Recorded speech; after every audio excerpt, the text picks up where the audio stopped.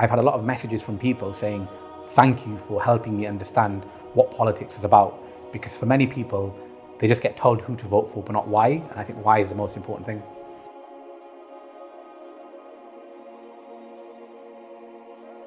Welcome to another episode of the Muslim Pound. I'm Zaid Patel, your host, and today we have the founder of Palitics, Mohammed Meman. Thank you for coming on. Thank you for having me, Zaid. Palitics was born just before the election.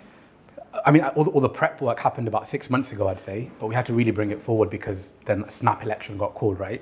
So then we had like a couple of weeks to really bring things forward. We had to sacrifice features. We had to compromise on a lot of the user experience. But we had a decision to make. Either we launch something or we wait 5 years until the next election. So yeah, but I mean, look, we thought about it 6 months ago, so we already had the wheels in motion. It was just a case of could we get what we needed out in that short time frame that we needed. Okay, so for those who don't know what Palitics is, could you just explain a bit? Sure. So Palatics is a combination of Palestine and politics. It's a bit of a play on words.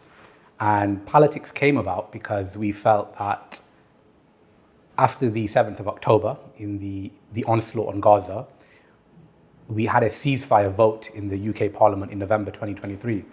Now, a lot of us were disappointed that our elected representatives hadn't voted for a ceasefire, especially when a lot of these areas had a high proportion of people that were very sympathetic towards the Palestinian cause. So I think a lot of people felt quite disenfranchised that, hang on a minute, we vote every election. Typically, we vote for Labour in droves. Why are we being ignored? It was almost kind of rude. So I think a lot of people decided to mobilize and obviously try and educate the politicians that you can't just have our votes for granted. I think we all started our journeys in different ways. And in my particular case, I'm someone that's come from a very sort of professional strategy consulting background. And I thought, how can I leverage all of my skill set to build something that truly works and could be quite transformative? And I just felt at the time there was a gap in the market, so to speak, that politics in the community has always been the most respected figure comes out and says, vote for this person. And then you typically rally around behind them. But actually, I thought there's probably a better way of doing things. So how do we inspire people? How do we educate people that when you make a big political decision, it's no different to making a decision on buying a property, for example, right? You look at the current value, you look at the potential appreciation, you look at your monthly expenditure for it, you look at are there any good schools nearby? You think of a lot of things when you make a big decision. And I wanted politics to be the exact same thing.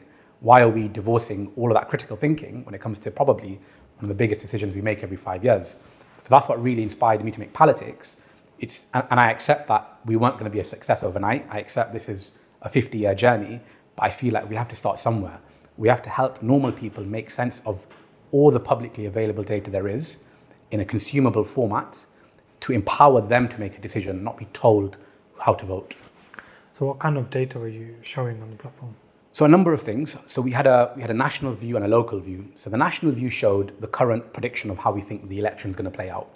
And then we did some scenario modeling to say, look, the Labour Party are on track to come into government, and they're coming into government on a stomping majority. Now, history has shown us what happens when governments come in with a big majority. For example, in 1997, Tony Blair got 416 seats. In 2001, he got 412 seats. Now, after 2001, he launched illegal wars into Iraq. There was obviously the war in Afghanistan, and that led to over 1 million people that died or were killed, I should say. So I was very concerned that we can't let the Labour Party have a stomping majority, because if they do, there'll be no checks and balances. And again, it's not healthy for our democracy. We need to hold elected people to account. So my thinking was, how do we scenario model a place where we can reduce that number down to as low as possible? And I think we identified about 100 areas where we can actually do that. And then on the local level, you could go in, put in your postcode and get like a scorecard on your MP. So it would have a bit of a bio about them. It would tell you statistically who is best placed to beat them if we want to beat them in that area. And then it would talk about their actions. So it would say, how do they vote on the ceasefire motion? Are they a supporter of BDS, which is boycott, divestment, sanctions? Are they a supporter of arresting Netanyahu as part of the ICC arrest warrants, etc.? And it also shows their financial gains. So have any of these MPs received money from the pro-Israel lobby? Right now, there's a lot of notable Israeli figures, Zionist figures in the UK that fund a lot of these MPs. I think the Labour Party are probably the highest receivers of that funding. And you have to ask yourself, what do they get in return? right? It's not just because they're pals, right? There's obviously quid pro quo there. So I wanted to really educate people, be transparent. Everything we showed on our website had a source link where you can click, it'll take you to the gov.uk website and you can actually see it for yourself. And I think that's one of the best things I wanted to do was really be transparent. We're not doing anything untoward. We're just taking publicly available data and just structuring it in a very logical, coherent way.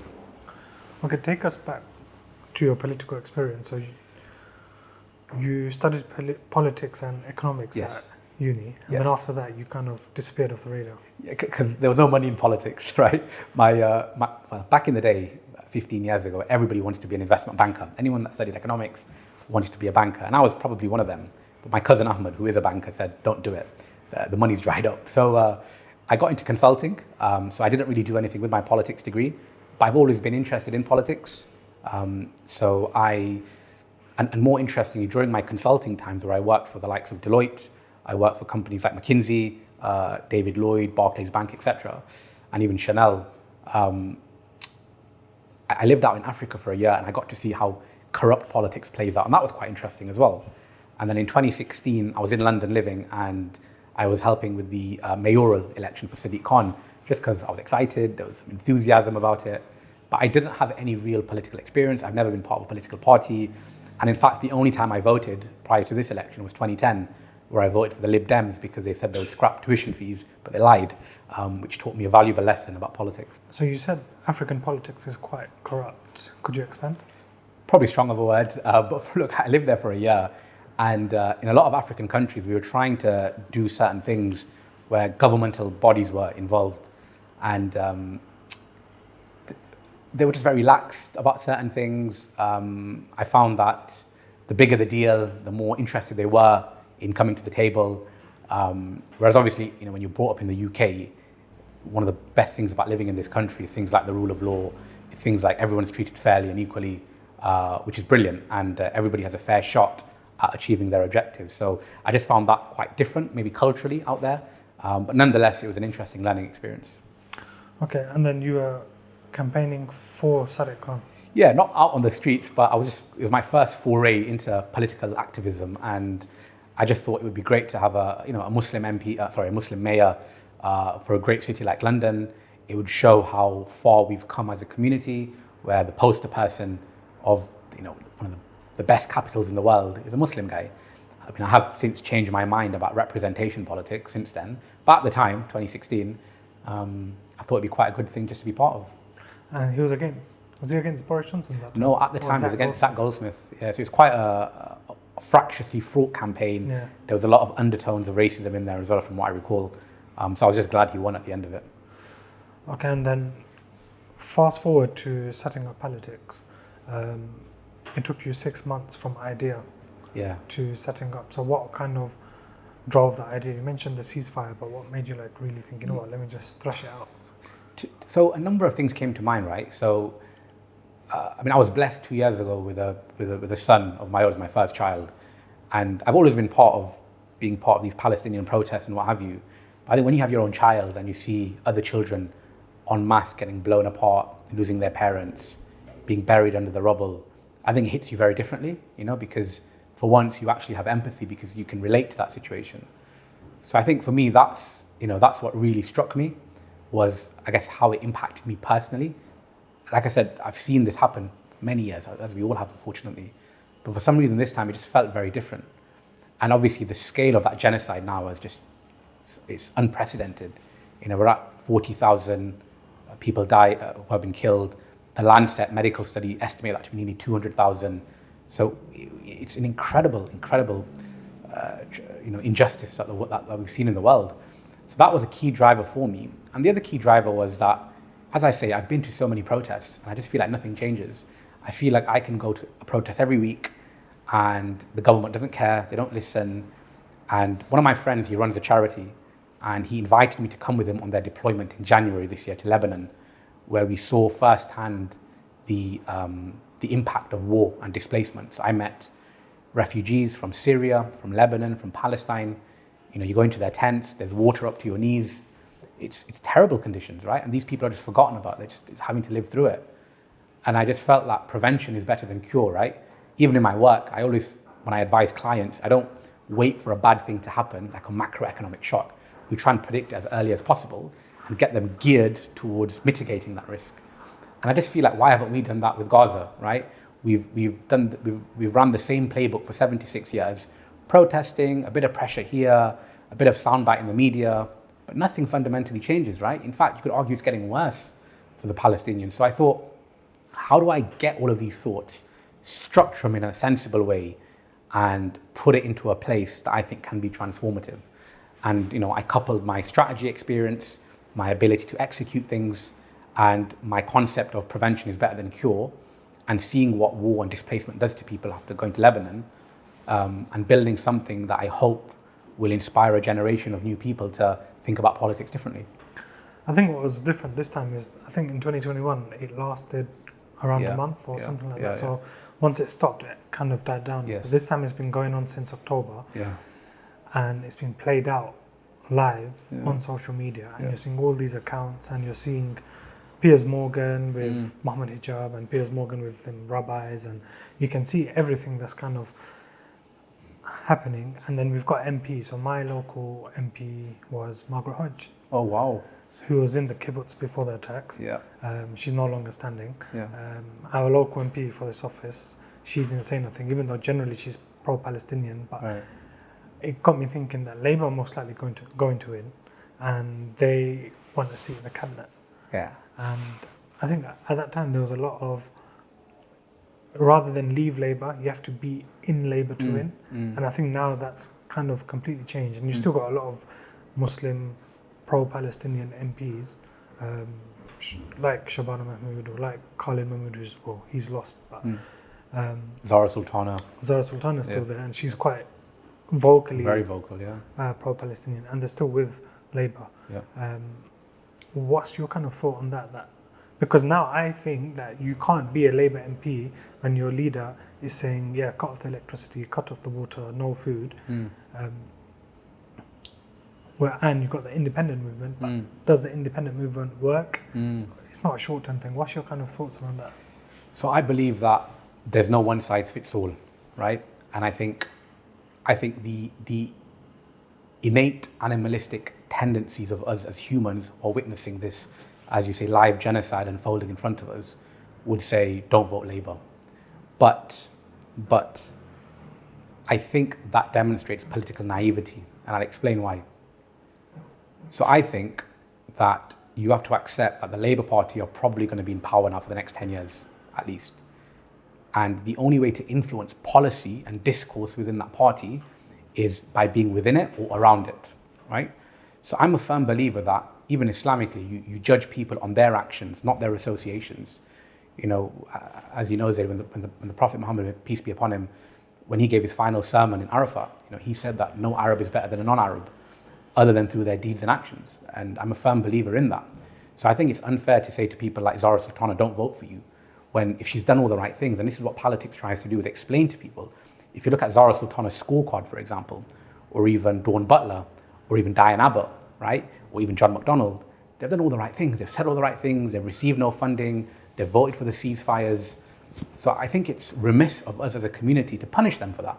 I think, what incentive does that give anybody to do what we want? Because if they're damned if they do and they're damned if they don't. So I think you have to accept that Labour are going to be in power for 10 years, and we should support the good Labour MPs that are part of that, because they can apply pressure on Keir Starmer.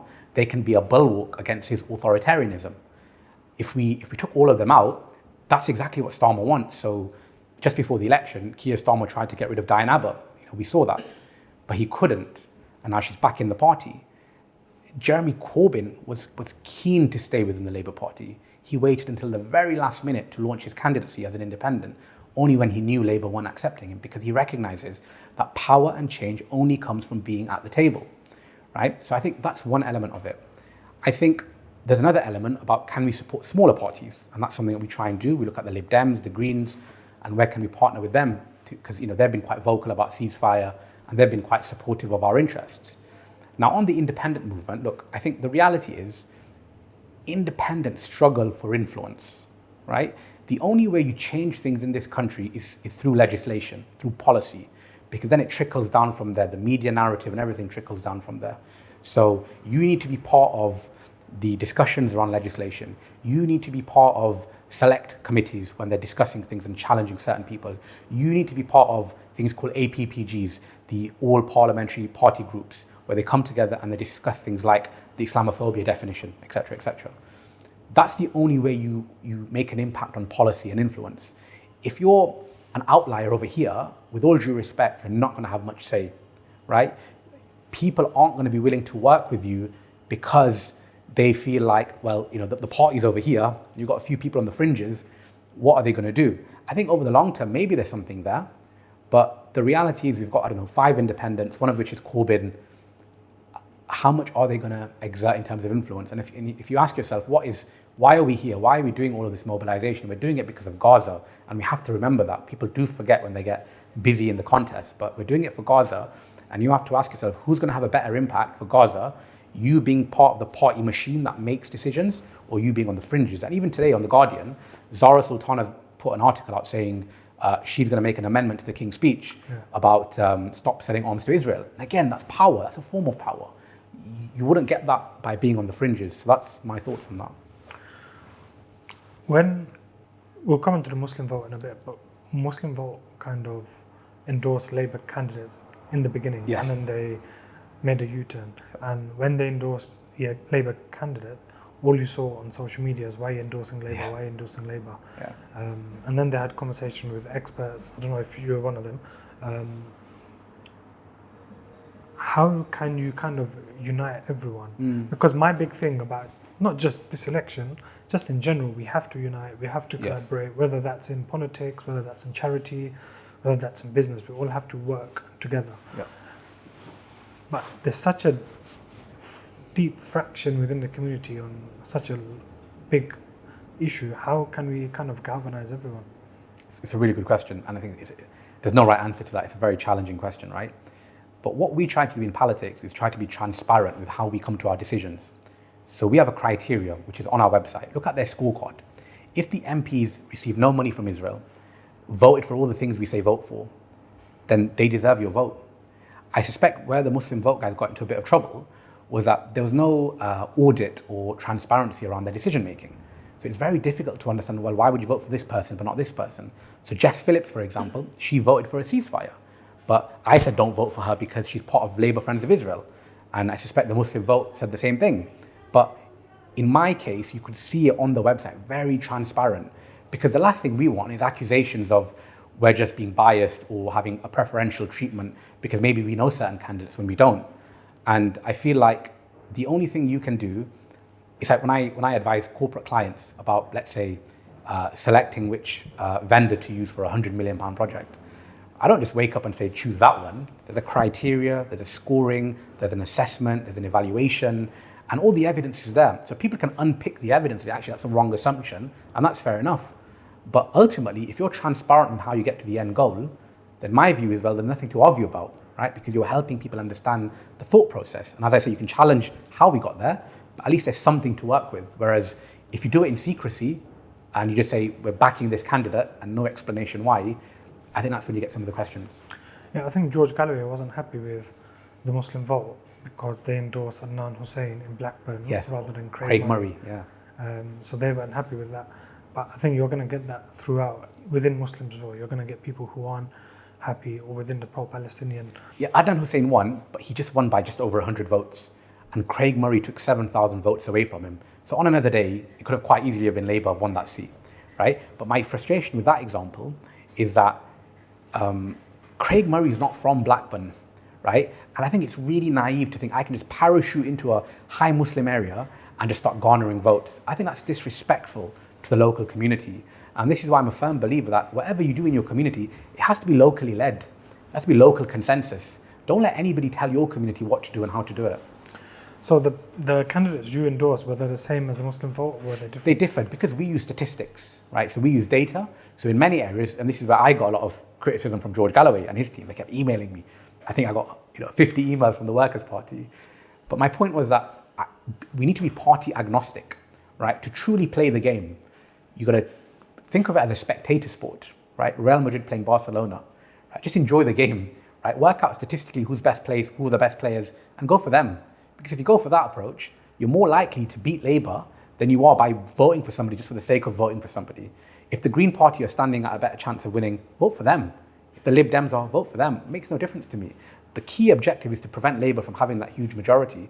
And I think the more you start getting into kind of ego politics and party politics, then you've already lost the argument, because that's where Labour come through the middle and win. So do you think your platform helped the Labour kind of lessen their majority? Obviously, their majority was massive anyway. It's hard to say. It's really hard to say. I don't want to overestimate the impact we had because we launched 3 weeks before the election. But I suppose from a measure of success perspective, I'm happy Labour got 411 seats, because it's less than Tony Blair's 412 and 416. So that's some good news, right? Because at one stage, people were thinking it's going to be 450. So that was quite a worry. So the fact that he's checked, it's good. I think if reform hadn't stood, it would have really helped bring that down further, but they did. So yeah, I think it's really hard to say what we did. But if anything, I've had a lot of messages from people saying, thank you for helping me understand what politics is about. Because for many people, they just get told who to vote for, but not why. And I think why is the most important thing. You launched 3 weeks before the election. At that time, the Muslim vote was already out. Yes. What would you say, apart from statistics, is the key difference? I think, so the Muslim vote, actually, me and the Muslim vote go back a long time. So what happened was, like them, I was quite frustrated in November, and I saw this thing. I thought, oh, maybe I'll join this. But I've fed this back to them, so I'm not saying anything untoward. And I suspect they've got some lessons learned as part of what they did. But I remember them coming into my area of Leicester and advising people that we should stand an independent candidate to win. And like, with all due respect, like I said, it has to be community-led. The community should decide. And we need to define who the community are, who the stakeholders are, what's the decision-making process. We need to educate people through the journey, right? So that frustrated me initially. And I think the other thing that frustrated me about them was that it's the word Muslim. So in the media, they try and smear us by saying Gaza is a Muslim-only issue. And based on that logic, they're right. And I've tried to say, well, no, hang on a minute. I've been to some of these protests. You see non-Muslims there, you see gay people there, Jewish people there, whatever. And it's brilliant, right? That's what you need. So I just felt like you're pandering to the right-wing media by following their logic that, yes, this is a Muslim-only issue, because the time you want to mobilize for Gaza, you then make it a Muslim-only issue, right? So I didn't like that, because I just feel like you've lost so many supporters already. And the third thing, I suppose, was the data. So I just felt like some of the stuff they were doing is no different to what happens today anyway, just with a new website, a very glossy website that helps you coordinate better. But for me, data has to be key. Data has to be at the heart of everything we do, just like in your investments and everything day-to-day life. So I think those were the key areas. And I have spoken to them at length recently about this. And look, I think I'm sure we'll work together at some stage, and our paths will probably cross again. But I think for all of us, there's lessons for the future.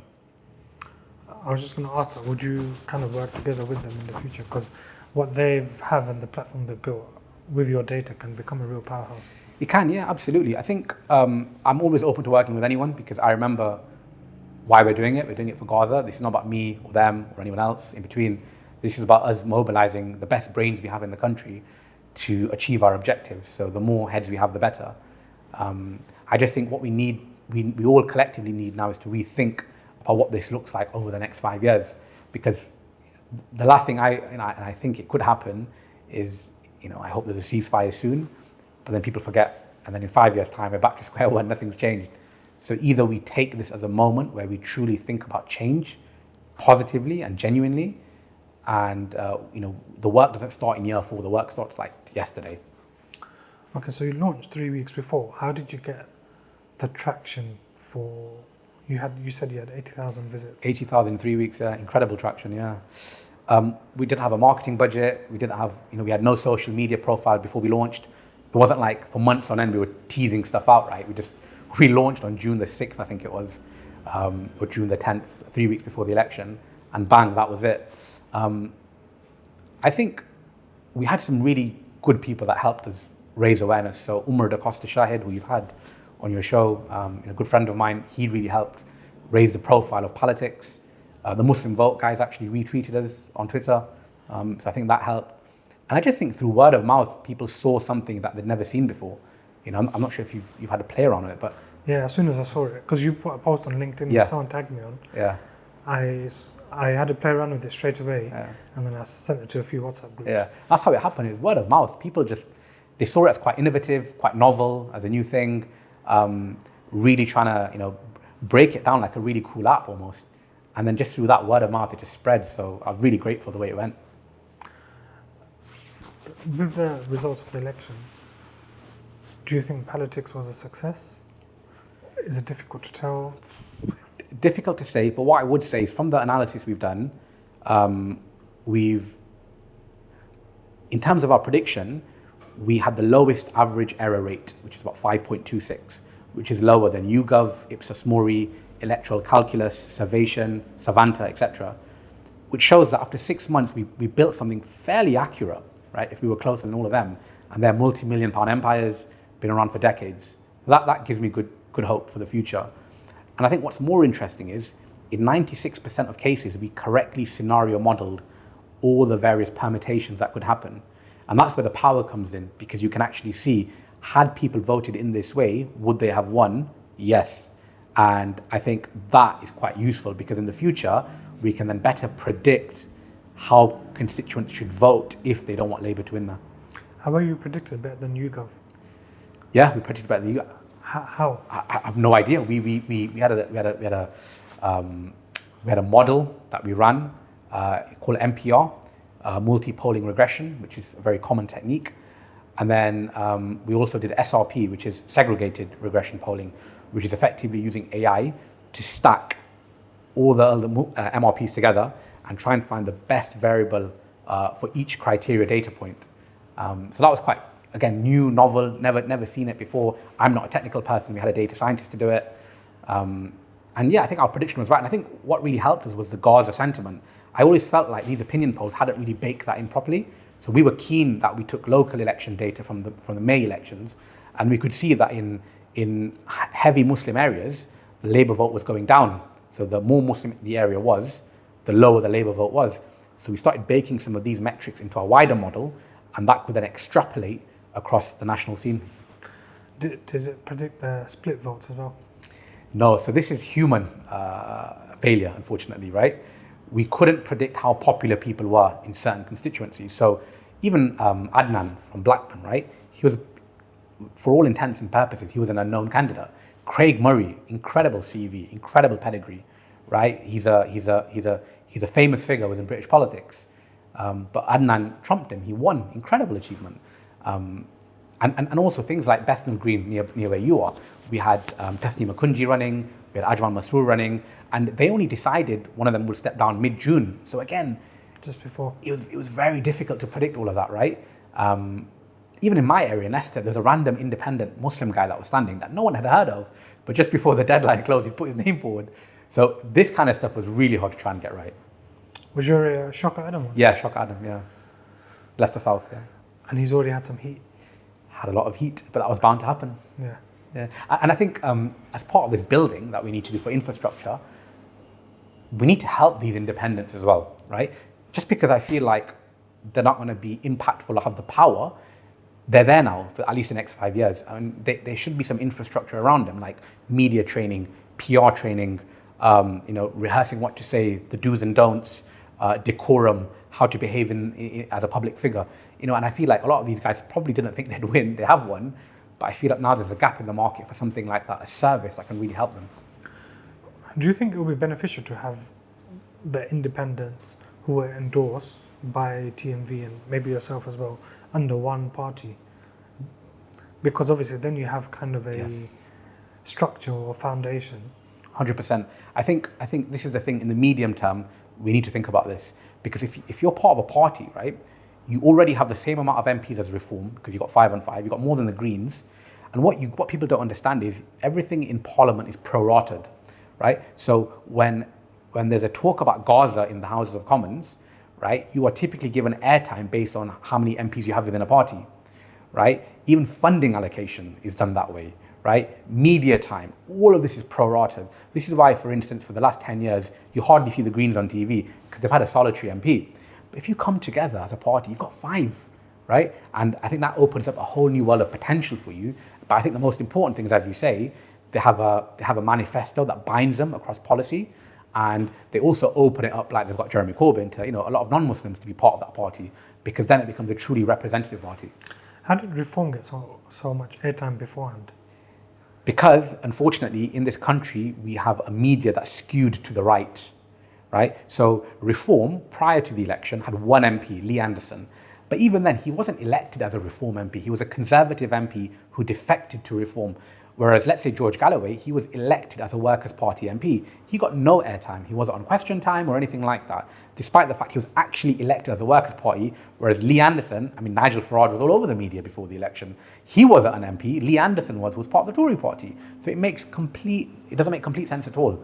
So that was, my frustration as well. So then, going forward, the independents still wouldn't have as much airtime because they're not under one party. Exactly. Okay, so then it makes sense to have them under one party, just for that side. Yes. But then, like you were saying, there's a lot of work needed in terms of PR and just kind of MP training, so to say. Yeah. How would you suggest on doing that? I think one thing I've learned, even building Palatics, is don't try and do things on the cheap, right? If you want a good service, you have to pay for it. I think this is the reality. And I think I'm a big believer in market economics. I believe supply and demand can work for the most part. And I think now there's a gap. I'm hoping people will gravitate towards this space and, create a service for these new MPs to help them with their journey. So they're quite fortunate that they've got Jeremy Corbyn as well as sort of the anchor. He's been around 35 years, very experienced guy, former leader of the Labour Party, huge anti-racism campaigner. So I think they could learn a lot from him. But he's only one man. And I do think that if more people from the pro-Palestine sentiment want to get into politics, we're going to need support around them to help them from even things like going through their old tweets, finding material that could compromise them, whatever it might be, right? You've got to do a thorough due diligence on everyone.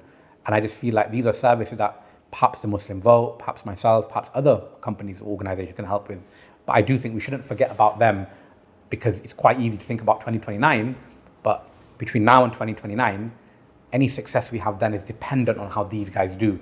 Because if they are unable to exercise agency, power, or influence in the next 5 years, so if your local hospital needs £5 million for a new cancer service, and your current MP is an independent, and the Labour Party don't want to give them money, how will that go down with your non-Muslim constituents? Probably not well, right? And I'm not sure many people know this, but this is very common in politics. So in the last 4 years, Transport for London has come on the brink of bankruptcy twice, 2020, 2022. And the reason it's happened is because the Conservative Party are in no mood to lend or bail out Sadiq Khan, right? Because he's Labour and they're Conservatives. So again, this is how politics is, unfortunately. It's very shrewd, it's very shady, it's very grubby. But if you're somebody that's kicked out a Labour MP and now Labour are in control of the purse strings, you have to ask yourself, how much are they going to be incentivized to help you in the future? But then that kind of begs the question, does democracy actually work? It depends what you mean by democracy, right? I think democracy can be gamed. I think we have things like the whip system in British parliamentary systems where, like the ceasefire vote, if you're in heavy Muslim areas or heavy pro-Palestinian areas and an overarching number of constituents want a ceasefire, you need to represent them first, but you don't. You put the party before your people. And this is where democracy is broken, I think. I think of even expenses, I think of gifts and donations people get. I think of second jobs where a prominent MP, like Wes Streeting, who's not far from here, he's part of many med tech companies as part of their board, as special advisor. And with all due respect, Wes Streeting is not a businessman, he's not a shrewd strategist, he's a career politician. So they're not really paying for his expertise, they're paying for other things, right? And you have to ask yourself, is that democracy as well? But then doesn't that count as corruption, or is there a fine line, and the fine line is the law? The law is subjective, right? Whoever determines what the law is, it doesn't mean it's universally right or wrong, right? At one point, slavery was accepted, it was legal. But then obviously we came to the conclusion it's not an ethical or moral thing. So the law is subjective. Nazi Germany, they had open laws about persecuting Jewish people. Now that was legally acceptable, but it wasn't the right thing. So he who controls the law controls ethics and morality in their country. If you fast forward 5 years, we might not have an ongoing genocide.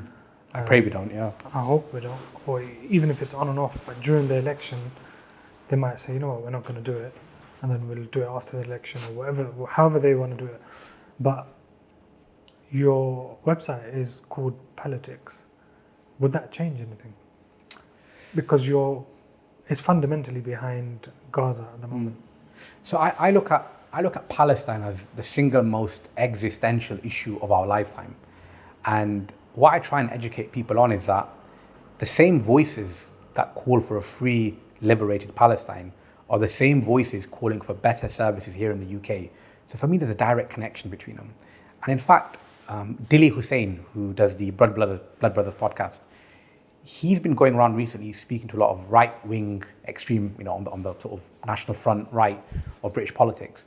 And what's coming out more and more, which is really interesting, is people are waking up to the fact that if there is war, if there is uncertainty in countries, it leads to mass migration.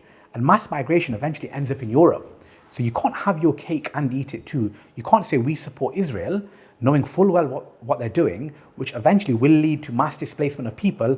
And guess where they're going to end up, right? Which is then going to annoy the everyday person here. It's going to have a strain on public services. So it's a catch-22, right? So to avoid wars in the first place, it means people live more harmoniously together, better together. And I think for me, that's the key message of Palatics, is that our goal is the liberation of Palestine. And I see that, I hope that happens in my lifetime. I wake up every morning thinking we're working towards it, we're chipping away at it bit by bit. It's going to take a long time, no doubt. But I feel like if we can do that, we can do anything in the world. We can fight for global social justice, a more egalitarian society, and a world full of hope for everyone. But then would you also add national and local issues into Palatics, into your scorecard, such as NHS or Transport for London, and then someone can say, look, I'm interested in NHS, I want better schools, I want better roads, and then they can kind of see the data with the local MPs or the councillors. I'm assuming you'll probably do council elections as well. Hopefully, yeah. Look, I think that's up there, and part of me says yes, part of me says no. I'll explain why. So a bit like the Muslim vote guys, right? They started off with Gaza being the key issue. Then it kind of evolved into all sort of Islamic issues like, Trojan horse scandal, Islamophobia, etc., student finance for Muslims, etc. And what I did find though is that I think the more issues you layer on, the more you divide people further, because people have different views about everything, right? So if you can just keep, and I think as a community, we love to run before we walk, right? So for me, if we can liberate Palestine, I mean, that's enough to win you a decade worth of Nobel Peace Prizes, right? That's enough for me to die a very happy man. If that happens, I'd be incredibly happy. So for me, the focus is that, but my focus is also understanding that the downstream impacts of that. So if you vote for good politicians who promote good policies and have a fairer outlook in the world, it means we have a freer Palestine over here and we have better services in the UK. So for me, it's kind of connected. But for me, the focus has to be Palestine, because all that other stuff comes as a result of hiring good politicians and good policies. But then how do you how do you create a strategy that beats a party who's in majority or who have 411 seats? That's the difficult part. So Charlie Munger, who was Warren Buffett's advisors, has a famous quote where he says that history is a form of leverage. If you truly understand history and you read about history, you have a huge advantage. And I think people don't like to read about certain things. I don't know why. I find it quite interesting. But one thing I would recommend to all of your viewers is a couple of books. One is called The Israel Lobby by John Mersheimer. He published that in 2006, I think it was. One book is called How Anti-Semitism Brought Down Jeremy Corbyn by Asa Winstanley. That's only a couple of years old. And a new book coming out this year by Ilan Pappé, which is called Lobbying for Zionism. Now, essentially, these three books chart as a blueprint what the Zionist movement did to succeed in their objectives. People forget Zionism is only 150 years old as an ideology, but within 75 years, they got their state. And now 75 years later, we are where we are today.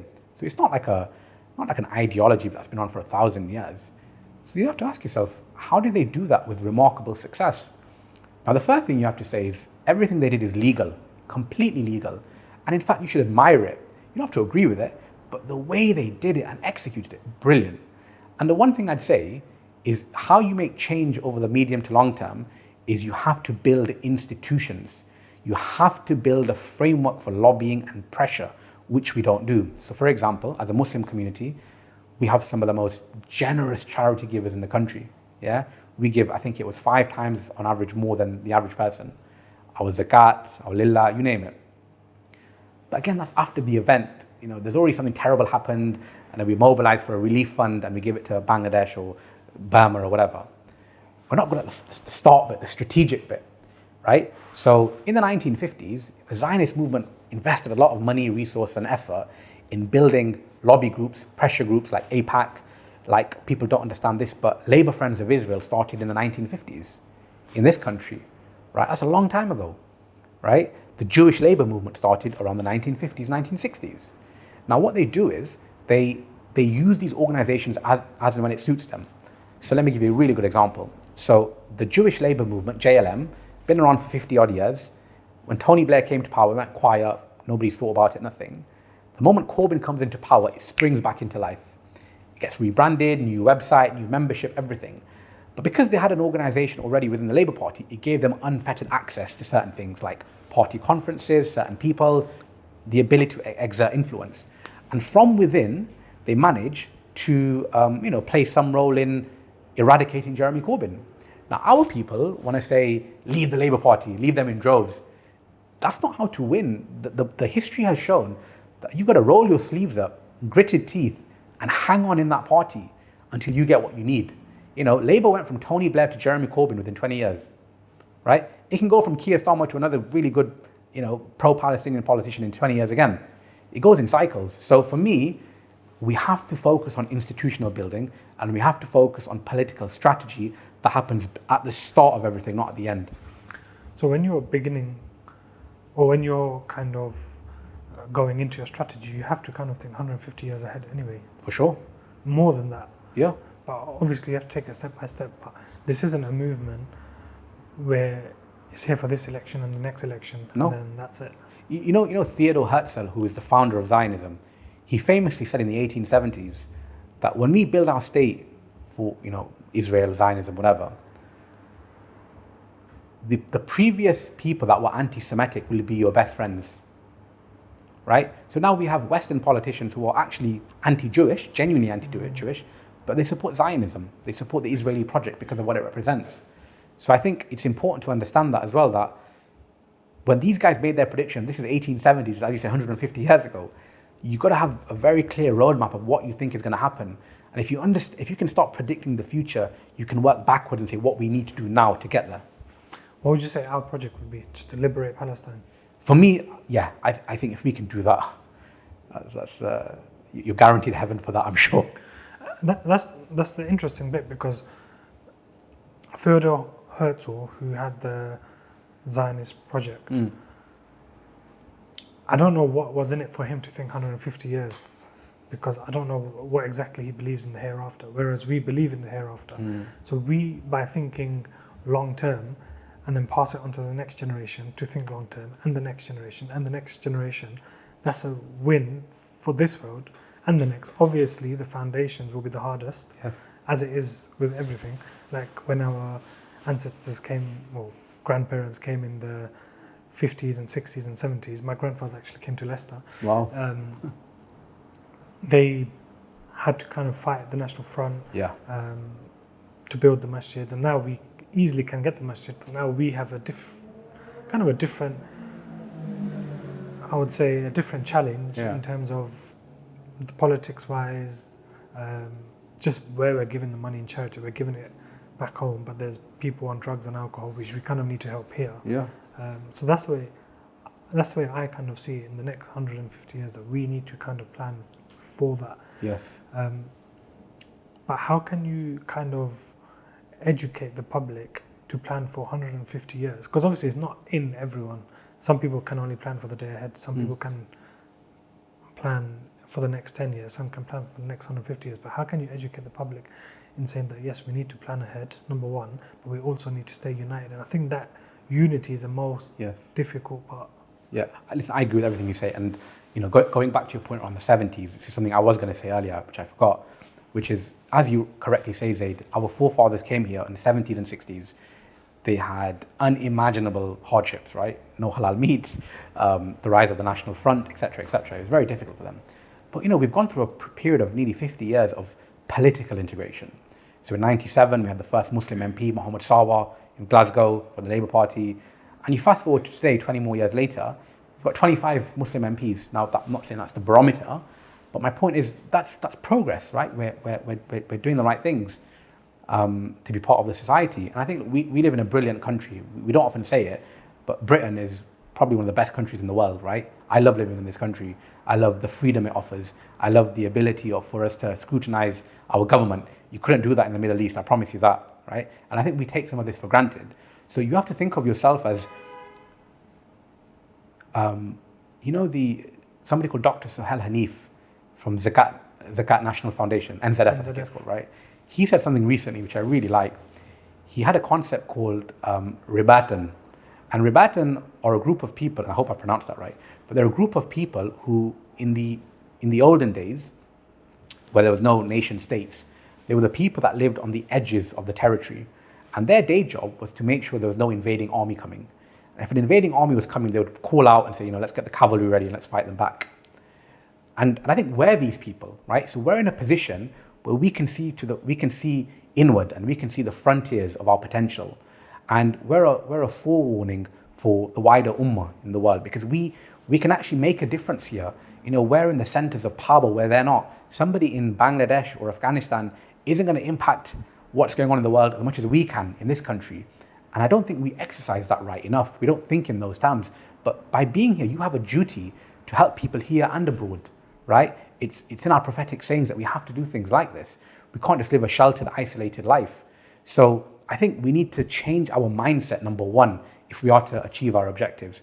We have to really think that, my son is going to liberate Palestine, right? My son is going to solve world hunger. Like, be bold and ambitious with how you condition your mind and your children. That's number one. You have to be bold. Be on the front foot. We're not on the defensive here, right? We have a world of opportunity to make meaningful change in the world if we had the vision to seize the opportunity. So I think having the right mindset is number one. Then what we have to accept is there are different players in our nation that have different skill sets. Some people are great foot soldiers who can go out, rally the troops and get people out to vote. There are some people who are great speakers. There are some great thinkers. There are some who are quite wealthy and they can help financially. And we need to bring all of this together under one umbrella. We need to accept local autonomy, where local people make local decisions for them, under a framework that we're all heading in the same direction for unity. And this is the key point, that you've got to have the right mindset and then the right willingness, buy-in and execution to achieve our objectives. But it's a long-term goal. It's interesting you say that, because I'm a big believer of we need kind of our own internal parliament where you use people's skill sets. For example, you've got the NHS. If you get a whole group of doctors who kind of can see the vision that this is how a hospital should be run, or a group of hospitals should be run, and then you can get a whole group of head teachers. In fact, one of the best schools in the UK is an Islamic school, Tawheedul in Blackburn. Wow. Or I think it's changed to Star Academies. But they're one of the best schools. Wow. And if you bring them together and say, this is how the education framework should be, and then you can literally run that through different departments. And then you, like you said, you've got the financial side, you've got the thinkers, you've got people building businesses, and that's important as well. Yeah. Because you need to build that wealth. That's kind of what the Zionism movement have also done in terms of working together. Yeah. And then going on the Zionism movement, how would you say, or what can we kind of copy from their movement to kind of establish our own liberating Palestine? It goes back to institutions. So a few months ago, I did a heat map where I looked at the 5 or 6 key pillars of a society, which includes the legal space, the media space, the educational space, the political space, the economic and business space, and I think one other space. And And I did a cross-reference of how many Zionist organizations are there versus how many Palestinian organizations are there. And what you'll find very quickly is there's a lot at the top and very little at the bottom, right? So you think of media, how the media is already biased towards the Zionism cause. You think of even things like what they do really well are these like education trusts and education projects where they take people to Israel, show them one side, they get a few rogue Palestinians there looking sheepish and give them that view of, these guys are barbarians and you can't work with them, work with us instead. So I keep going back to it. We need institutions. We are really bad at institutions. And what do I mean by an institution? It doesn't have to be a 10-foot rise building that fights for a cause. An institution is me and you, Zaid, right here, right now, talking about something, but then doing something about it after we talk about it. That's an institution. So for example, at the moment, or historically, it's been very easy for people to get hit with anti-Semitism, right? You raise your voice for Gaza and you get hit with the anti-Semitism spear. Now, it's been very difficult to challenge that narrative, right? Unless you're financially well off, going through the courts can be quite expensive. But as an institution, we need something that takes these cases on pro bono and smashes it through the courts, right? Because you'll more often than not win. But the reason why you don't do it, your barrier to entry is your income, your finances. You can't afford to go to court. You'll get a payout. You'll actually win the case more often than not. And the ICJP, for example, they yesterday released a video with Sir Alan Duncan, former Conservative MP. He got hit with anti-Semitism allegations as part of the Conservative Party. And he won because he had the money and the time to fight it. So that's an institution, the ability to push back on the narrative. Another institution could be Media Watch, right? How many things are out there that's biased against the Palestinians? Or when pro-Palestine guests go on media shows, how they're shouted at, belittled, and you can't do anything about it. But yes, you can. Go to Ofcom, raise a case against Ofcom. And we need millions of these institutions. Because if we have these institutions working together in harmony, I tell you what, Zaid, nobody would say anything about the Palestinians anymore, and you get very close to liberating them. But then how can you fight against this machine? Because they're funded probably 1,000, 10,000 times more than we are. So how can you kind of fight against them? Even through when I built Palatics, I've realized you don't need that much money. You just need good, smart people working together. Yeah. So like I built Palatics on my own expense. Yeah. I didn't want money from anybody. I wanted it to as my own project. And I'm not saying everybody has to do something similar, but if you're a lawyer, for example, right, and you want to do some pro bono work and get involved in this stuff, then let's have a chat, right? I want to bring people together, get their skill set, and start heat mapping and cross-referencing where we can start building institutions around people. So Zaid, very wealthy guy, Zaid of course, you can help with some of the finances, for example, right? Somebody who's a great media person can help with media training, right? Whatever it might be. And we slowly start building knowledge, experience, and expertise. It doesn't even have to be an institution to start with, just people. And then over time, it grows, and then it becomes quite formidable. Apart from liberating Palestine, what would render Palatics a success? Obviously, that would be the ultimate success. Look, I sit here saying I want to liberate Palestine in my lifetime, and I'd love for that to happen, right? But the realist in me says, in my son's lifetime it'll be done. Maybe not mine, but in my son's. So what gives me the next best joy is to be the giant that people can stand on the shoulder of in the future. So if Palatics can be the platform that either raises curiosity with young people to think, wow, I never thought about politics like this, and gets into politics and becomes a formidable figure that fights for a free Palestine, I'd be a happy man. So for me, education is the most important thing. As Malcolm X says, it is the passport for your future. You need it. And I think as a community, we don't often emphasize education enough. I'm not saying you need a degree. I'm just saying be curious, go out there and read stuff, right? Look at what happened in history. History is a form of leverage. And for me, the most important thing is if I can't liberate Palestine, I want the people that follow my work, join my movement to go and do it eventually. And how important is it for you to have Palatics, how important is it for you to have Palatics, Muslim, Vol, you've got Thinking Muslim and a whole of other potential organizations, Friends of Al-Aqsa, to kind of work together? I think it's very important that we all need to come together under one banner. I think the problem is, though, in some cases, is that unity thing. I think everyone's got different ideas about what they want to do, right? what everything I'm saying is pushing against traditional narratives of the community. Who are the community? You know, why is my local leader telling me to vote in this way? Is it because he's a friend with the Labour councillor, you know, or he's been offered a peerage or whatever it might be? And you should be mistrustful of people's motives. I do think that, right? We need to have critical reasoning in ourselves to truly grasp what is the right thing to do, not be told or led. And I think what I've tried to do is be broad. I've not focused on the Muslim issue at all, right? Because I think, in my views, Zaid, right, I think the prerequisite to liberate Palestine is not on the fringes. So let me explain. In this country, you've got 5% of Muslims on this side, let's say, and you've got 15% of right-wing extremists on this side, like Reform UK voters. So the battle's not here or there. The battle isn't about getting all the 5% Muslims on your side, because you've probably got them near enough. And the battle isn't the 15%. The battle is the middle, right? Between the 70 and 80%. That's the battle, right? Convincing everyday normal people who don't really have a view about Gaza, who don't really have a view about Muslims, to convince them that, you know what, guys, we're just like you. We contribute to our society. We bring a lot of value into our communities. And by working with us, we have a shared vision of hope for the future. So come join us. Come work with us. Because I tell you what, Zaid, if we can get a good chunk of these people, right, they're our allies. They're going to help us liberate Palestine. So what do you need for them 70-80%? Just full-on institutions. Institutions, education, outreach programs. Don't go in with the Islamic narrative. You've lost them already, right? Talk to them about shared values. Gaza being one.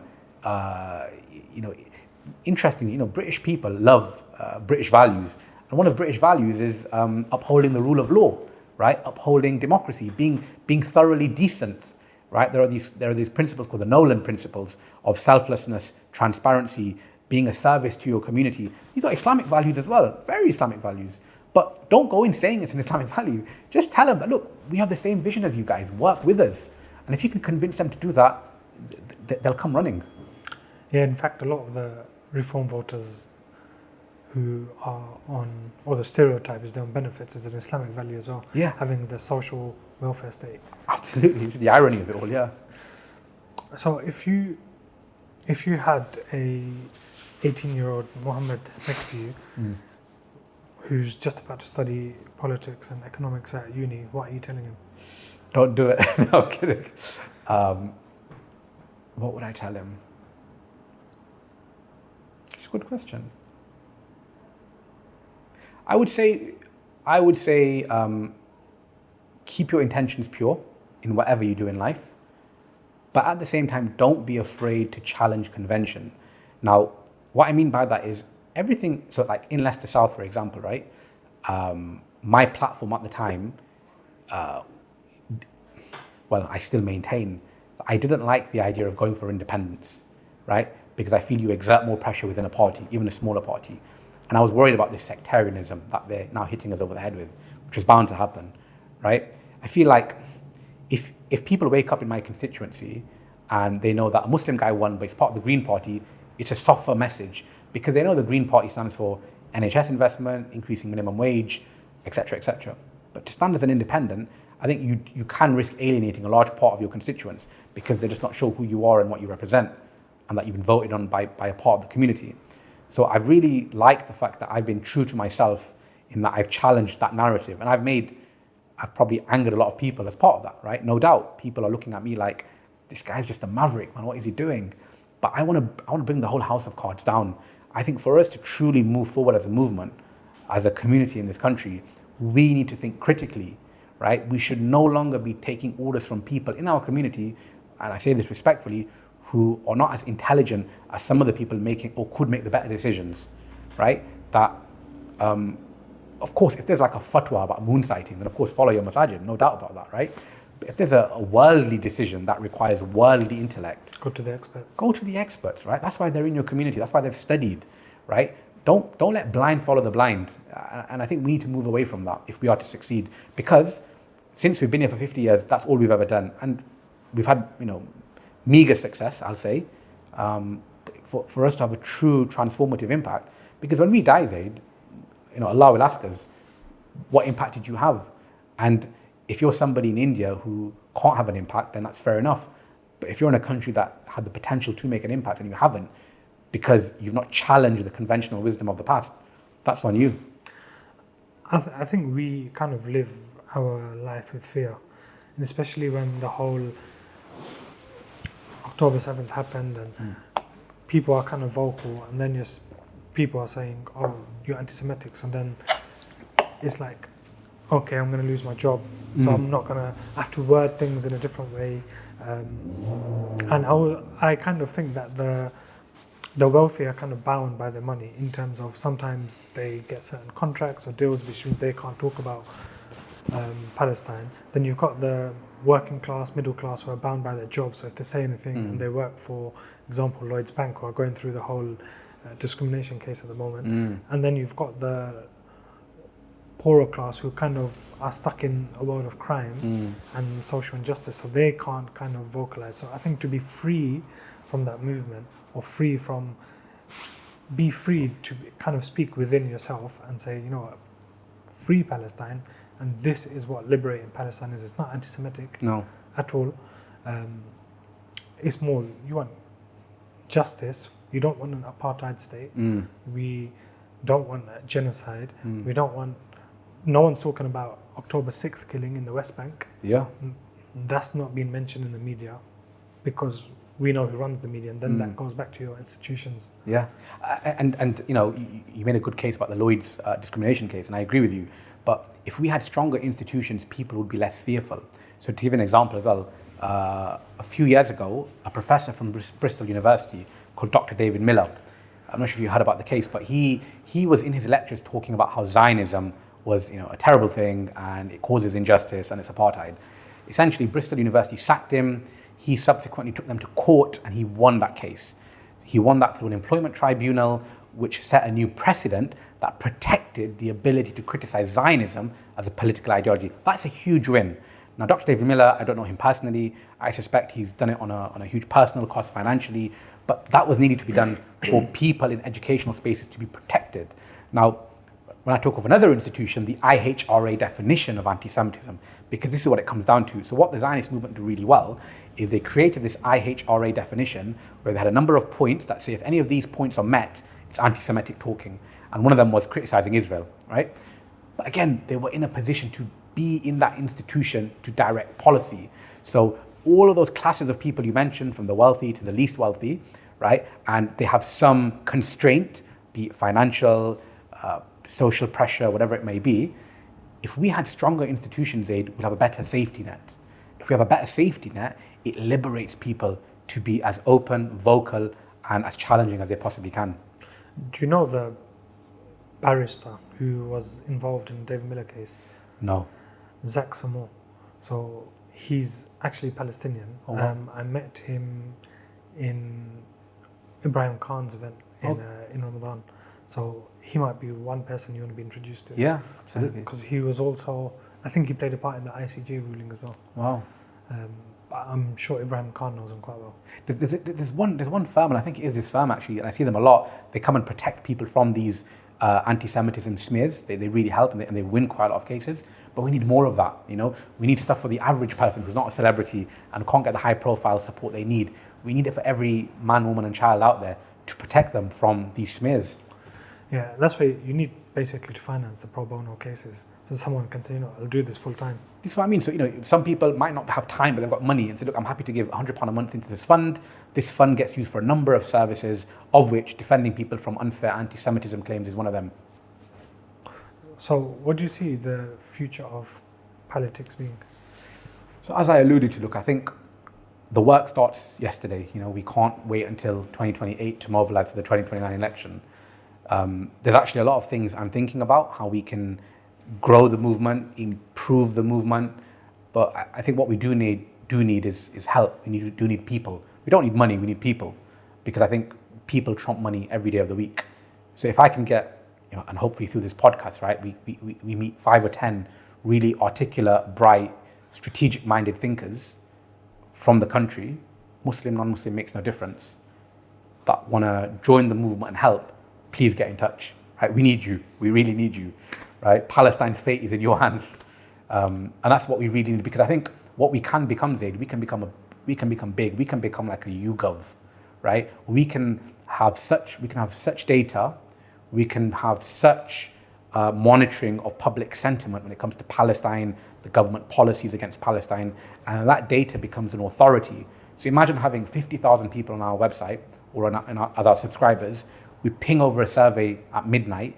By 7 a.m., we've got 30,000 responses back, and we can have a headline in the Guardian the next day saying 72% of pro-Palestine thinkers think this. That's hard to ignore, that level of power. So if we can have something like that, it will help drive community decision making. It will help drive political mobilization, but more importantly, it gets us closer to liberating Palestine. What else apart from thinkers? What else do you need in terms of expertise? Thinkers, developers, obviously data scientists. We take everyone, right? Even people who don't have a skill set and they want to help, come join us. Right? We'll find something for you. I promise we will. Because it's taken a toll for me single-handedly to have pushed this, but I felt like because of where we were at the time, it was quicker if I just continued, right? So now I'm opening it up. I'm open to ideas, suggestions, and I think we build something that is hopefully transformative. So whoever you are, whatever your skill set, if you want to be part of it, if you want to help with institution building on the side around politics, like we say, the legal stuff, the media stuff, the educational stuff, again, get in touch, because if anything, at least we can start being the network that starts piecing some of this together. I think the key part is we need a kind of a main umbrella full of thinkers to kind of direct on a national level, and then obviously the local people take local decisions, and I think that's kind of what we need. Yeah. Because otherwise we're still kind of going on a scattergun approach. Exactly. Like even, you talked about vote splitting earlier, and I agree. And I think a good chunk of that was because people didn't run transparent selection processes. So what I mean is, if in this area you got everyone got wind that they're going to run a selection process, so anybody that wants to become an MP as an independent, let's do it together, right? Here's the process, here's a timeline, you have to submit your form by this date, then a short list of panels who are represented from the community will review the responses, shortlist the candidates, then you have a presentation, eventually a selection is made, and the community rallies behind it. Even things like that, if we can streamline processes where we can give them tools, templates, best practices on how to run that process, right? You'd hope then that everybody's had a chance to contribute into it, and therefore you don't get this split voting stuff that's currently happened. Yeah, of course. In terms of the next election, what are you hoping to see? Are you hoping to see independents under one party? What are you kind of hoping to see? Because I think you still forecast Labour to win it. Yeah, I still think they'll win it in the next election, definitely, especially if Reform are on the rise. Look, I think this independent project will be interesting. I think let's see how they perform over the next 5 years. I think fundamentally, if they're unable to help the wider constituents with their local needs, and that's an issue, right? Because even if people are voted in because of the Muslims, you have a duty of care to everyone in your constituent, whatever religion, faith, whatever they are. And just because we care deeply about Gaza doesn't mean everybody else does, and you have to respect that by living in a tolerant society. So I think it'd be important to see how they play out. But yeah, I think it would be good to have another political party that's truly representative. So it includes people from the entire pro-Palestine spectrum, not just Muslims, because I think that lends itself to sectarianism. That would be good. Or the Green Party start prevailing, and they got 2 million votes in this election. The independents and the workers collectively got 400,000. So the Greens are still doing well, but because of the first past the post system, it kind of works against them, unfortunately. So I think I would like to see more collaboration between people. But I also want to see the Labour MPs hold Keir Starmer to account, the good ones. And I want to see if there's any shift in that policy, because if there isn't, then we might have to go back to the drawing board and rethink it all. What legacy do you want to leave behind? A liberated Palestine. Inshallah, that's what we see. Inshallah. Mohammed, thank you very much for coming on. It's been a pleasure. Jazakallah for having me, Zaid. And let's see where you are in the next election. Inshallah. Jazakallah. No problem.